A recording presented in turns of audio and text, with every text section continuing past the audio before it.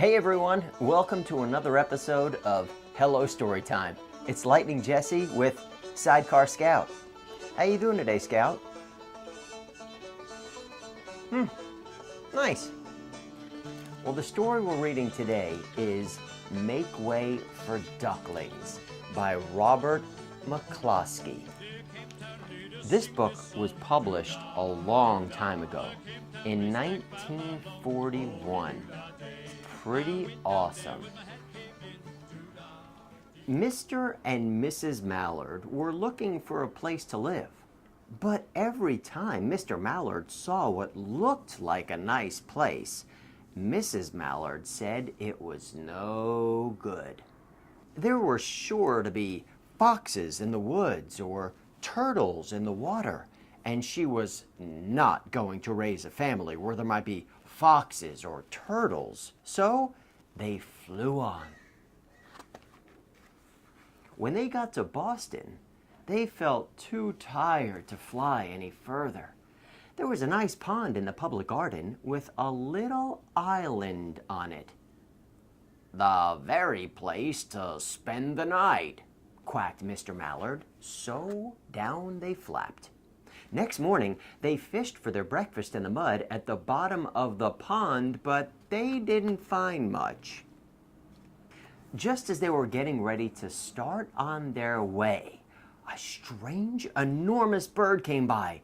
It was pushing a boat full of people, and there was a man sitting on its back. "Good morning," quacked Mr. Mallard, being polite. The big bird was too proud to answer.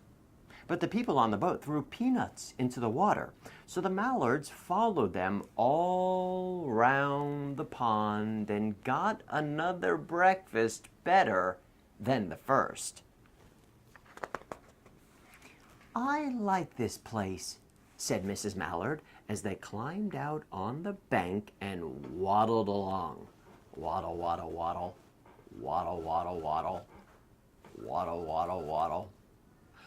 "Why don't we build a nest and raise our ducklings right in this pond? There are no foxes and no turtles, and the people feed us peanuts. What could be better?" "Good," said Mr. Mallard, delighted that at last Mrs. Mallard had found a place that suited her. But, "Look out!" squawked Mrs. Mallard, all of a dither. "You'll get run over." And when she got her breath, she added, "This is no place for babies. With all those horrid things rushing about, we'll have to look someplace else." They flew over Beacon Hill and round the State House, but there was no place there. They looked in Louisburg Square, but there was no water to swim. Then they flew over the Charles River. "This is better," quacked Mr. Mallard.